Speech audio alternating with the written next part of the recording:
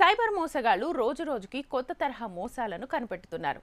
సెకండ్ల వ్యవధిలో ప్రజల డబ్బును దోచుకునేందుకు కుట్రలు పన్నుతున్నారు. సామాన్య ప్రజలను ఎలాగైనా ట్రాప్ చేయడమే వాళ్ళ లక్ష్యం. అన్ని తెలిసి కొందరు, తెలియక మరికొందరు సైబర్ క్రైమ్ బాధితులుగా మారుతున్నారు.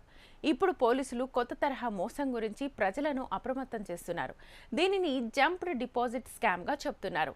నేషనల్ సైబర్ క్రైమ్ పోర్టల్లో ఇలాంటి మోసాలపై ఇప్పటికే చాలా ఫిర్యాదులు అందాయి. జంప్డ్ డిపాజిట్ స్కామ్ అంటే ఏంటి?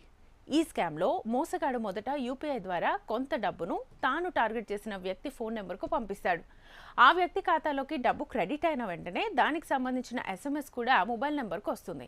సాధారణంగా ఇలాంటి మెసేజ్లు వచ్చిన వెంటనే ప్రజలు తమ బ్యాంకు ఖాతాల్లో బ్యాలెన్స్ చెక్ చేసుకుంటారు. బ్యాలెన్స్ చెక్ చేయడానికి యూపీఐ పిన్ని ఎంటర్ చేస్తారు. ఇలా చేసిన వెంటనే ఆ ఖాతాలో ఉన్న డబ్బు మాయమైపోతుంది. అంటే సైబర్ నేరగాళ్లు వెంట్రుకను వేసి కొండను లాగుతారు. దాదాపుగా సక్సెస్ అవుతారు.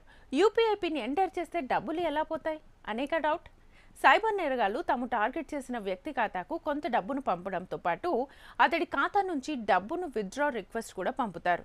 బాధితుడు తన ఖాతా బ్యాలెన్స్ చెక్ చేయడానికి యూపీఐ పిన్ ఎంటర్ చేసిన వెంటనే డబ్బు విత్డ్రా చేయాలన్న మోసగాళ్ల రిక్వెస్ట్ ఆమోదం లభిస్తుంది.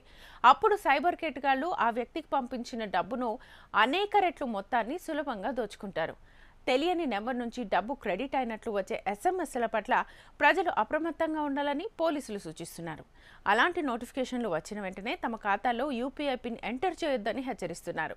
నేరానికి అడ్డుకట్ట వేసే పరిష్కారాలు, అనుమానాస్పద నోటిఫికేషన్ లేదా SMSలు వచ్చినట్లు గనక ప్రజలు గుర్తిస్తే ప్రజలు కనీసం 15 నిమిషాల వరకు యూపీఐ వాడకుండా జాగ్రత్త పడాలి. ఇలా చేస్తే డబ్బు విత్డ్రా కోసం సైబర్ కేటగాళ్లు పంపిన రిక్వెస్ట్ కాలపరిమితి ముగుస్తుంది. ఇక తక్షణం యూపీఐ వాడాల్సి వస్తే మొదటిసారి తప్పుడు యూపీఐ పిన్ను ఎంటర్ చేయాలి. ఇలా చేస్తే సైబర్ కేటగాళ్లు విత్డ్రా రిక్వెస్ట్ రద్దయిపోతుంది. అప్పుడు మీరు సరైన పిన్ ఎంటర్ చేసి మీ లావాదేవీలు కొనసాగించవచ్చు. నేషనల్ సైబర్ క్రైమ్ రిపోర్టింగ్ పోర్టల్లో ఈ స్కామ్ పై అనేక ఫిర్యాదులు అందుతున్నాయని పోలీస్ అధికారులు తెలిపారు. ఎలాంటి సైబర్ క్రైమ్ జరిగినా మోసపోయిన వ్యక్తి సంఘటన జరిగిన అరగంటలోపే సమీపంలోని సైబర్ క్రైమ్ పోలీస్ స్టేషన్లో లేదా బ్యాంక్లో ఫిర్యాదు చేయాలి. తొలి అరగంటలో ఫిర్యాదుల వల్ల కోల్పోయిన డబ్బును తిరిగి రాబట్టే అవకాశాలు పెరుగుతాయని పోలీసులు వెల్లడించారు.